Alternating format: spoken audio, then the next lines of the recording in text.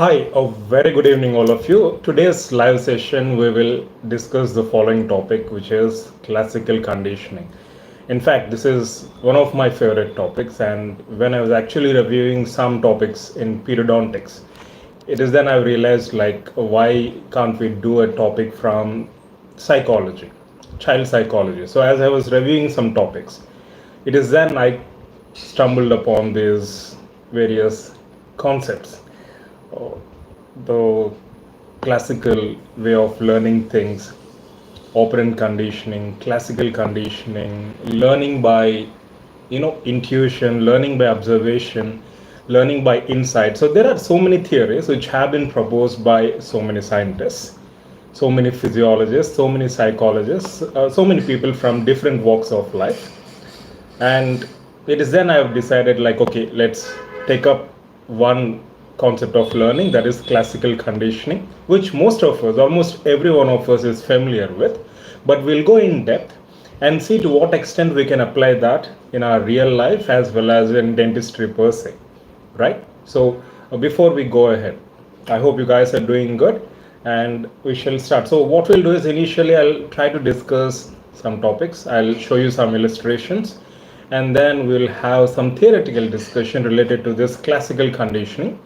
And then after the session, we'll post some multiple choice questions from this particular topic in the community page of our YouTube channel, right? So you can go through it and you can answer the questions. And before we start our topic per se, I wanted to highlight one of the polls which we conducted very recently on YouTube, and I was actually quite surprised to see the response of students. Anyways, let me just go through that once.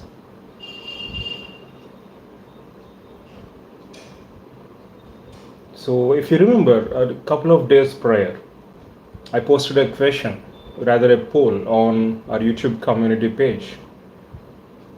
And this is the response we got so far from the students.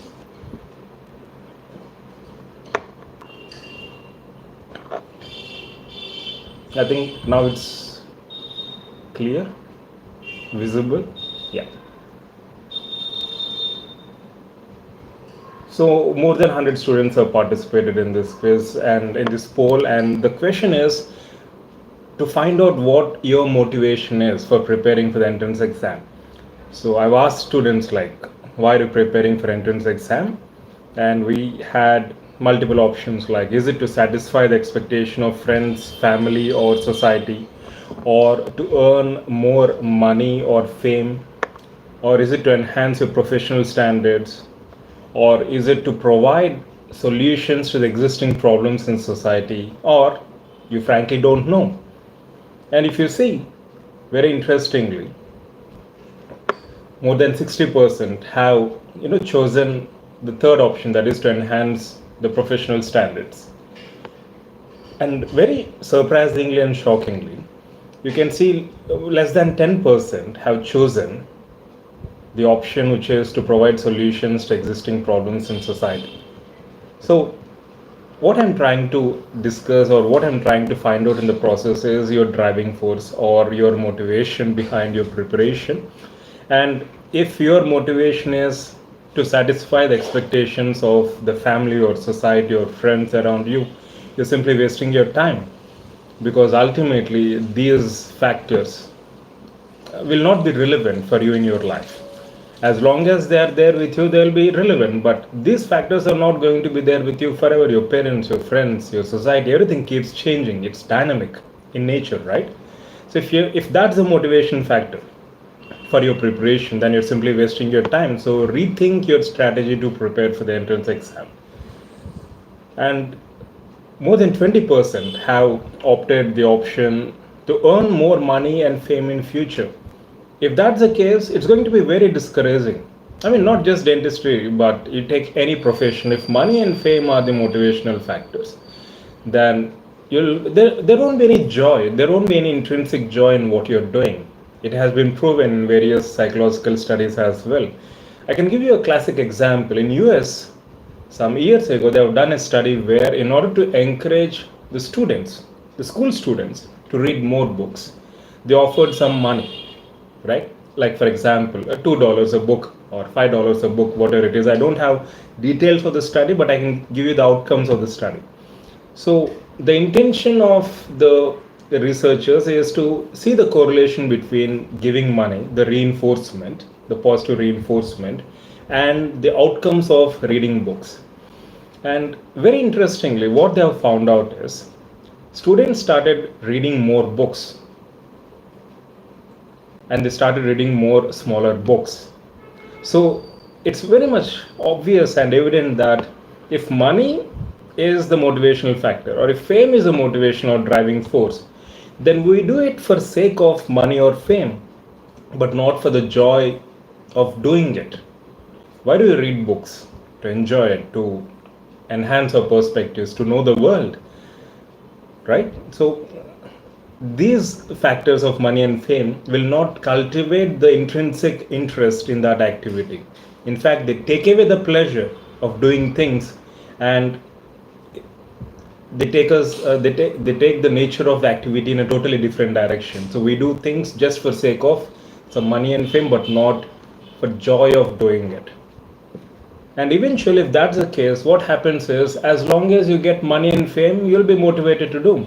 In the moment money and fame don't come from that activity, you'll feel discouraged and you'll ditch the process altogether. Again, wasting your valuable time and energy in the process, right? And large majority of you, more than 60%, have chosen to enhance your professional standards, which is really awesome. But why do you want to enhance your professional standards? Because if you carefully observe, whether it is dentistry or any other specialty or any other profession where you are there to enhance your skills, the skills that we acquire are a means to offer solutions to the problems which are existing in the society, or to the future problems that may arise because of human activity or because of nature. But whatever it is, the skills that we are acquiring, if they're not helpful to offer solutions to the problems, then what's the point in acquiring skills? So that is something which we should all think in a deeper level, not just superficially. And less than 3% or around 3% have chosen the option you don't know. In fact, I appreciate you guys, those who have chosen you don't know option, because if you don't know, that's a very good thing. It's no way inferior. Once you don't know, and once you acknowledge the fact that you don't know or we don't know things, then there is a greater possibility to know things, to learn things in a much better way. So to this poll, which we have posted a couple of days prior, so we got this response. And one thing that really pained me is, personally, less than 10% have chosen the option which is to provide solutions to existing problems in society. Ultimately, human endeavor, the skill sets that we acquire, it's all means to offer solutions to the problems in society, and as a consequence we get money and fame. And the sooner we understand this, the better it is for us and for the society we live in. If money and fame are the only motivational factors, I've quoted a research, we'll do things just for sake of money and fame as long as we're getting money and fame. Once they stop, then we'll never do what we're doing. And most importantly, there is no joy in doing what we're doing. It takes away the joy in doing what we're doing. So just keep that in mind. So with that, let me just conclude that aspect, which I wanted to highlight initially. So now coming to classical conditioning, let me show you some pictures and illustrations, and let's see how many of you are going to identify what this is all about. So can you identify this gentleman?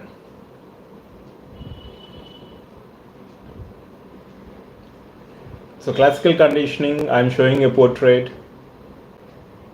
So in a way, I'm giving you a hint to identify who this person is. Hi Neha, a very good evening. So who do you think this person is? Hi Srish, a very good evening. So he's the person who is responsible for developing this classical conditioning theory. In fact, this person is a physiologist. He's not a psychologist by profession. He is a physiologist. He was a physiologist. In the early 20th century, he came up with this concept of classical conditioning based on these experiments which has done on dogs. So if you carefully observe, let me just rotate this image and then present this to you. So you can clearly see a stimulus and response in a dog. The stimulus being food, the response being a salivation. And then in stimulus, again, they have mentioned two categories of stimulus: unconditional stimulus and then conditional stimulus. And also in response, there are two types of responses: conditional response and unconditional response. So what is that all about? We'll look into the details. I'll get back to that illustration in a while. But before that, so what is this classical conditioning all about? So first and foremost, whenever you go through any psychology book, there are some theories which explain how we actually learn, how animals learn, how humans, the social animals, learn, or how different animals learn. So learning happens through, as I said, learning happens through observation. Learning happens through, by, apart from intense observation, by association, which we'll discuss in classical conditioning. Learning happens through reinforcements. Learning happens through punishments, right? Learning happens through insights. So learning can happen through multiple means. So for example, I'm conducting this live session and you're observing or you're participating in this live session. So in a way, you're learning from this live session the topics which we are discussing, right? So how are you learning this? You're learning because you have that intent to learn, and you are able to learn what we're presenting based on your analysis, based on your observation, and based on the vocabulary which you have so far. So learning happens through multiple means, as I said. So one of the means of learning is learning by associations, which means, for example, in case of Pavlo's experiment, as I said, Pavlo was a physiologist by profession. He was doing some research in dogs, digestive systems. He was studying the digestive systems of dogs. And what he has noticed is that whenever the lab assistants in his research lab entered into the room bringing some food for dogs, the dogs started salivating, which means the entry of lab assistant, the kind of stimulus, is triggering a kind of response in dogs in the form of salivation. So then a question arose, like the food, whether the food is there or not, the moment the lab assistants are entering into the research lab, the dogs started salivating. It is then he started this series of experiments where initially he used to feed dogs with some food. So the food is an unconditioned stimulus. It's a stimulus. Okay, let's use some simple terms. So there is some food, and in response to food, the dog salivates, right? So there is a stimulus, which is food, and there is a response, which is salivation. So what he has done is, to this stimulus of food, he has paid a new stimulus, a neutral stimulus, which is a whistle. So what he has done is, basically, before feeding dogs with food, he used to whistle or make some sound using a whistle. So what happened is, the moment, so he has repeated this multiple times in such a way that even when the food is not in sight, even when the dogs are not able to see the food, the moment there is a whistle or a particular sound, dogs started salivating, which means the neutral stimulus, which is the sound of a whistle, which has been paired with this unconditioned stimulus, which is the food, is leading to a conditioned response. So from next time onwards, whenever Pavlo started whistling, so the dog started salivating. So the essence is this: a stimulus can be paired with a new stimulus, with a neutral stimulus, in order to elicit the same response, which means when food is there, dogs are salivating. And when you pair this stimulus of food with a neutral stimulus like whistling or scratching or any other activity, then even that new stimulus or neutral stimulus, the so-called neutral stimulus, is eliciting the same salivatory response. So this is the essence of classical conditioning. Now, If you observe these illustrations very carefully, you'll understand the same. So initially, as you can see, the reason why we're highlighting this is once you understand the basis of classical conditioning, which we all know, it will be easy for us to do so much of clinical correlation. Very interesting examples I'm going to present after this illustration. So as you can see here, so the food and the dog. So the food it is unconditioned stimulus. Okay, unconditioned stimulus or US. And you can see the dog salivating. Let me just reduce the brightness. Yeah. So the salivation in response to food, right? So this is unconditional response. So unconditional stimulus leads to unconditional response. Now if you carefully observe, whistling or making a sound, it's a neutral stimulus. It has nothing to do with salivation at all.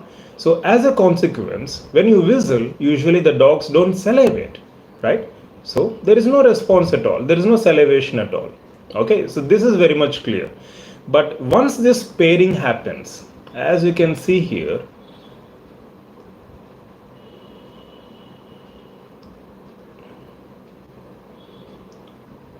brightness, yeah. So once this pairing happens, once this unconditional stimulus, that is food, is paired with a neutral stimulus, which is whistling. Brightness issues. Okay, yeah. So when this pairing happens, with repeated exposure, the dogs started salivating even in response to this neutral stimulus of whistle.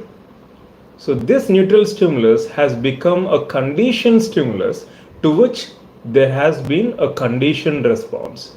So this is the bottom line or the essence of classical conditioning or Pavlov's experiment. So now let me review some literature for better understanding, and then we'll go through some classical examples. So in classic conditioning, a person or an animal learns to associate. So basically the dog here has associated food with the whistle sound. So it has learned through association, right? So learning through association is the main feature of classical conditioning. You can make note of this point. So in classical conditioning, a person or an animal learns to associate a neutral stimulus, such as whistling, with a stimulus, such as food, that naturally produces a response or a behavior. Salivation is a response, salivation is a behavior. So as a result of this association, the previously neutral stimulus, which is whistling, comes to elicit the same response, that is salivation, and that response is called as conditioned response. And once this conditioned response happens, now the next question is, let's suppose now the dogs are conditioned in Pavlov's experiment, right? The dogs are conditioned to salivation in response to whistle sound. So next time, even when there is no food, when there is whistle sound, the dogs will salivate. And how long will they salivate? And for how many days will they continue salivating? Will the salivation happen throughout the lifetime of their dogs in response to this whistling sound? That's not the case. So there is something called as extinction, which means once Pavlo started using whistle sound repeatedly to stimulate salivary response without the food or without the actual stimulus, then the amount of salivation started decreasing gradually, and then there is extinction of the response. That is, conditioned response was no longer seen. So extinction occurs when the conditioned stimuli, that is whistling sound, is repeatedly presented without the unconditioned stimulus, that is food, and the conditioned response eventually disappears. Although it may reappear later in a process called spontaneous recovery. So you're done whistling, dog salivating, you're not giving food, the response drops, and it gets extincted. And after a few months, or after a few days or few weeks, again you do a whistling sound. the salivation again will happen. But the amount of salivation will be less, but the salivation again will happen because the dogs have learned this kind of response, the conditioned response. So dogs have learned by association. So this is called as spontaneous recovery. Okay, now keeping this aside, there is something called as stimulus generalization, which has something to do with classical conditioning. So what is this stimulus generalization? Stimulus generalization means, for example, there are red apples, there are green apples. Okay, red apples, green apples. So I started eating red apple, and then the moment I ate red apple, I felt sick. Somehow I lost my health. Maybe the red apple was having some toxic material, let's suppose. So what happens is, next time, I'm not going to touch red apples for sure. At the same time, if at all I come across green apples, let's suppose, don't you think I'll be cautious? Or do you think I'll just eat this green apple as well? So the point here is generalization. So once I have a bad kind of response or a bad experience with red apples, I'll be extra cautious whenever I eat apples of any color, including red apples, right? So that is called as stimulus generalization. So stimulus generalization occurs when a stimulus that is similar to an already conditioned stimulus begins to produce same response as original stimulus. Pavlo has done even these experiments.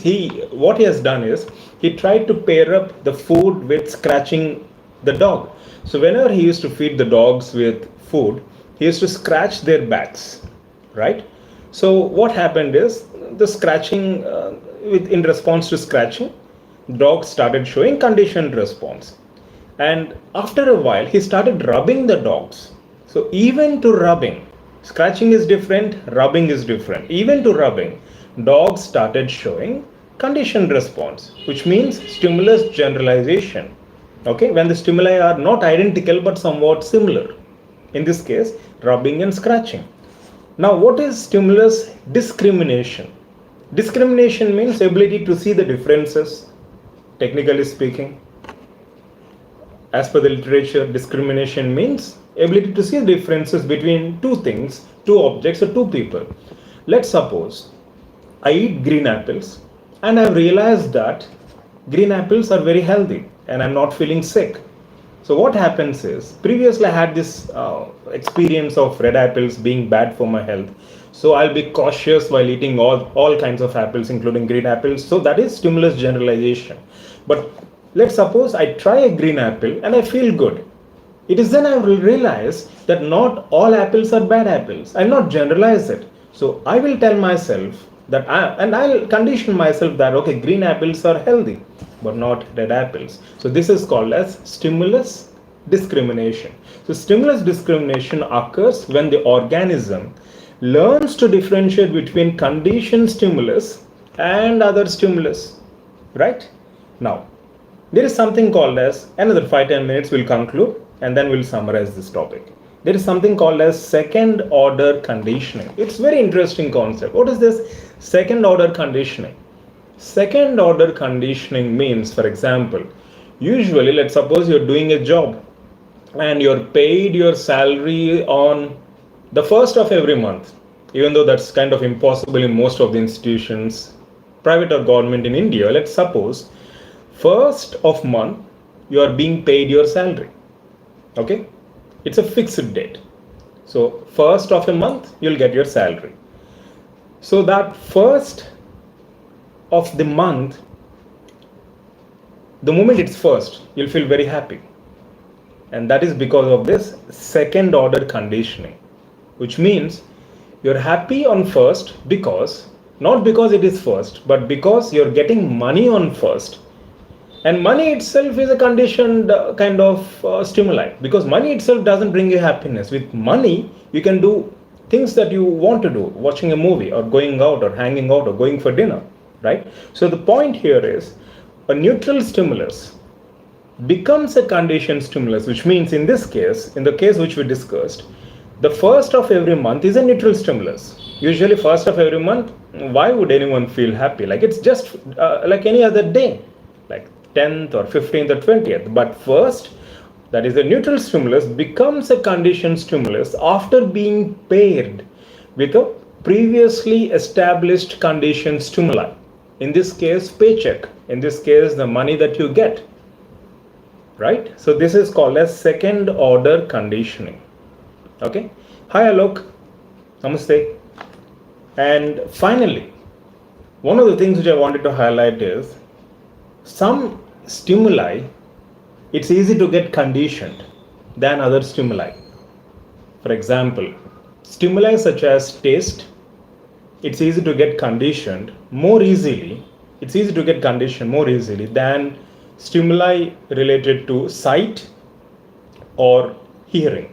It's because of evolutionary reasons. Because the thing is, if you taste something, let's suppose this it's a red apple.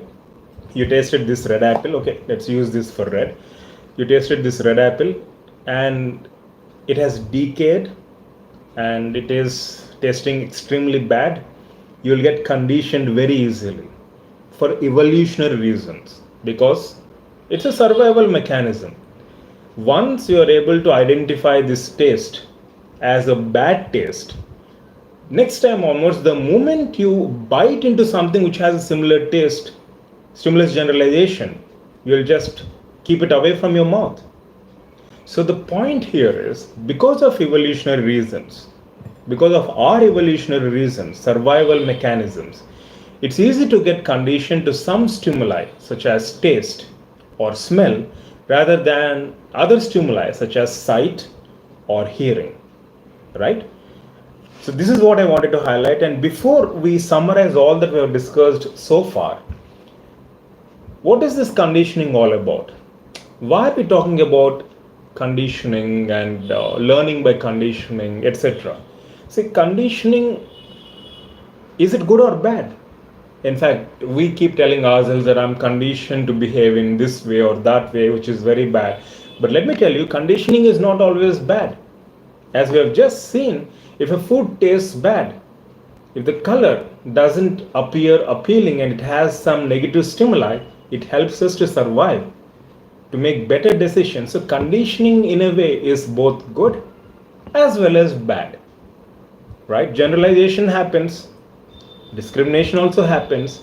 So the point here is conditioning is an evolutionary means for us to identify and differentiate good from bad. And when we are learning by association, so in classical conditioning, as mentioned or as discovered by or as observed by the physiologist Ivan Pavlo, learning happens through many means. And one of the means through which we all learn, we in the sense animals learn, including us learn, is by association. It is by association. I can give you numerous examples. Now let me come to some examples, some very interesting examples. Let's start with television ads, the common television ads. Let's suppose you're watching a commercial, a soft drink ad, a Coca-Cola ad, right? In Coca-Cola soft drink ad, you see youngsters, men and women, mingling together, partying together, and then having a sip of Coca-Cola. It gives us, the advertisers give us a picture that it is party mood or party mode. So the point is, next time when you go to a supermarket or next time you try to kind of shop online for groceries or for drinks, the moment you see Coca-Cola, you will have those same pleasurable feelings of party mode or party mood, both. Why not? So the point here is Coca-Cola or any soft drink or any commercial, any product, any material, it is a neutral stimulus, and they are tying up or pairing that neutral stimulus to an unconditional stimulus in order to elicit a conditioned response. We all want to party, we all want to be young, we all want to dance, we all want to have fun, right? And whenever we're having any party or get together, the first soft drink that we almost always think of is Coca-Cola, because of the classical, it's one of the classic examples of classical conditioning. So you feel good, right? So whenever some party is going on in the television ad, you feel good. So that stimulus is unconditioned stimulus. And you feel good, or you getting that pleasure or happiness is unconditional response. But once it is paid, once the unconditional stimulus is paid with a neutral stimulus such as Coca-Cola, then the moment you see Coca-Cola, you'll have a conditioned response. You'll feel good.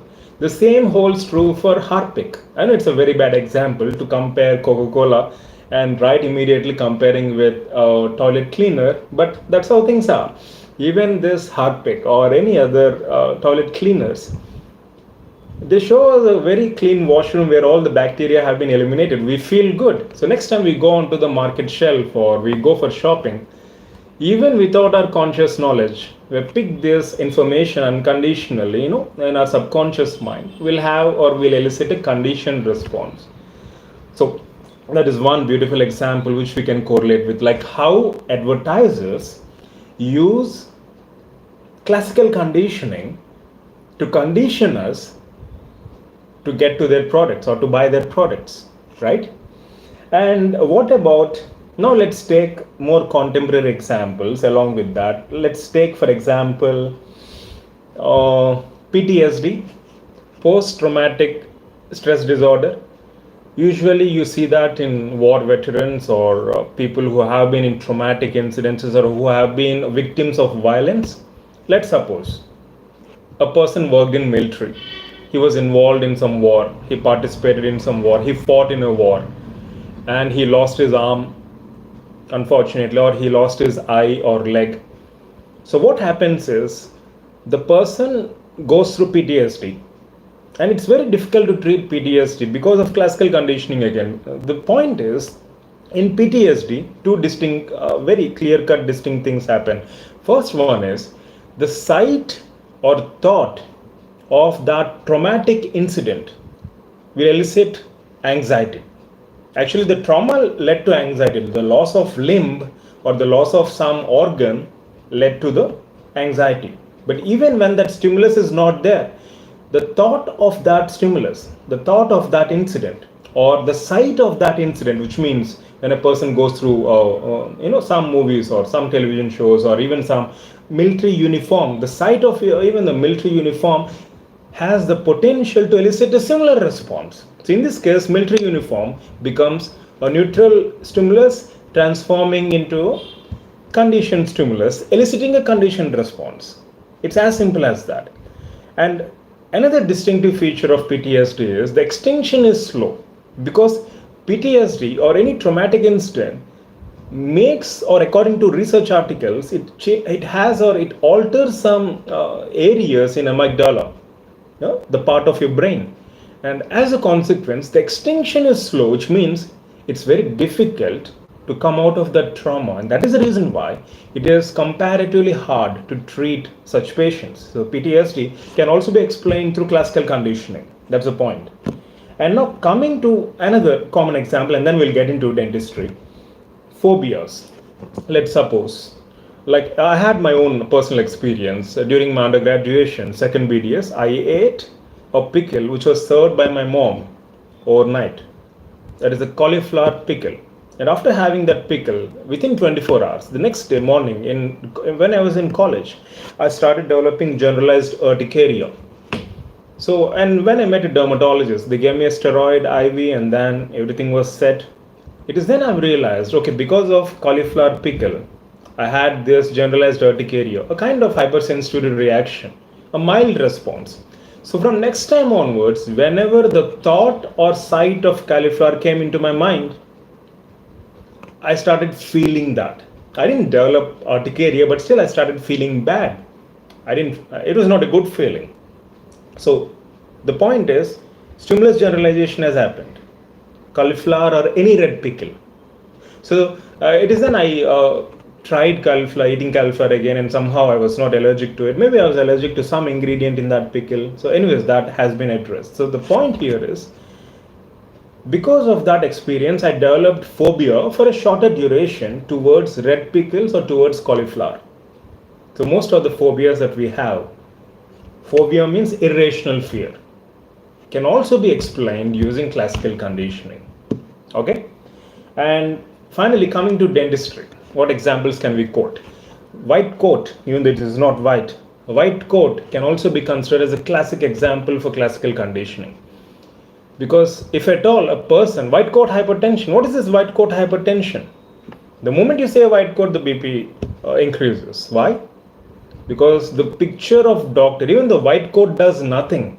As such, white coat does nothing to you, but the sight is making you relive some bad memories or bad experiences, which means the doctor might have treated you or someone else, you would have seen something harsh, something painful, so you associate that experience with doctors wearing white coats, and then white coat will be a conditioned stimulus. And in dentistry, one of the classical examples which we can give is for children, dental chairs. Why do you think in periodontics department all chairs and rooms are decorated nicely? Why? So the sight of dental chair itself can bring a conditioned response, an unfavorable conditioned response from the patient, right? So in this way we can explain classical conditioning from day-to-day examples to medical dental examples and so on and so forth. It's a very wonderful concept based on commonsensical observation, which was done way back in early 20th century by Pavlo, the physiologist. So Pavlo has come up with this concept of classical conditioning where learning happens through association.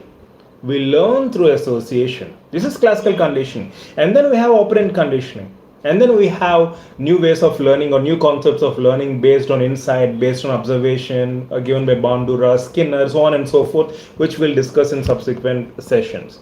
So this is what I wanted to highlight in this particular session.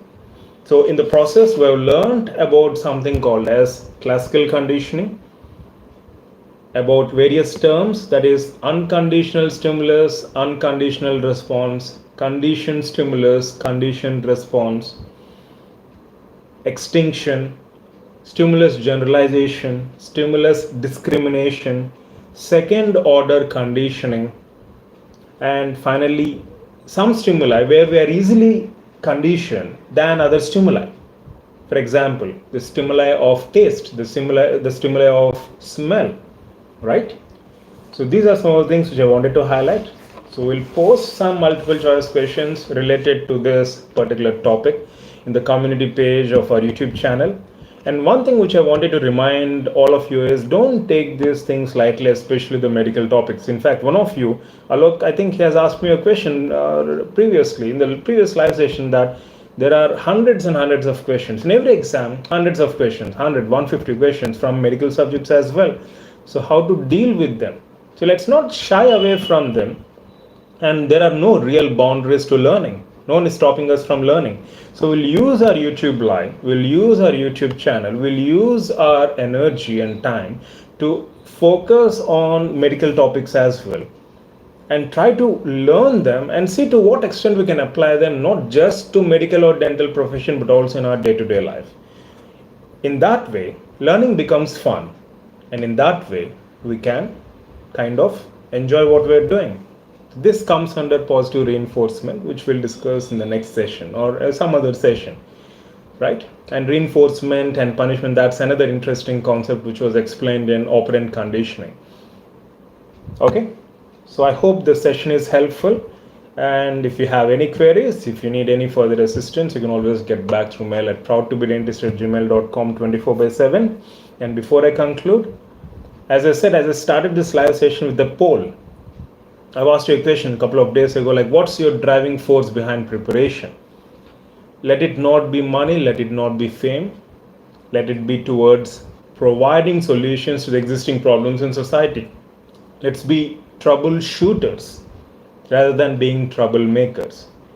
And if that's the case, money and fame will come as a natural consequence. It's as simple as that. Trust the process. In fact, I've been reading some books regarding psychology, and when I started getting into the depths of psychology, I started enjoying it more. So if you're enjoying what you're doing, then you'll give your best, and the output or the outcome will become a success as a natural consequence, and money and fame will come as a natural consequence. It's as simple as that, and it cannot be replaced. This dynamic cannot be replaced by any shortcuts, because that is how we have been wired, that is how we have been evolutionarily designed. Technology helps us, but it cannot replace our ability to think. It cannot replace our ability to, kind of introspect, kind of analyze, and those things cannot be bypassed using technology or any AI or ML tools. I hope it's clear, and it was good interacting with you guys. And if you have any queries, as I said, you can always get back through mail 24/7. So Neha, Srish, Alok, a very good evening.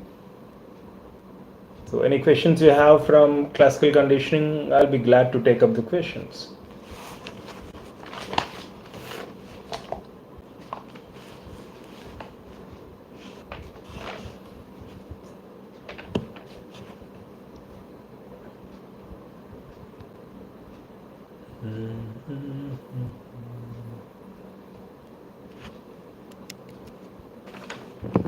Okay, if that's the case, let's conclude this session, and I'll see you again in another live session. So mostly we'll announce the time and date in 24 hours, and as you have seen, we're following a pattern of doing these live sessions on Sunday, Tuesday, and Thursday. So at least we're doing 3 live sessions per week.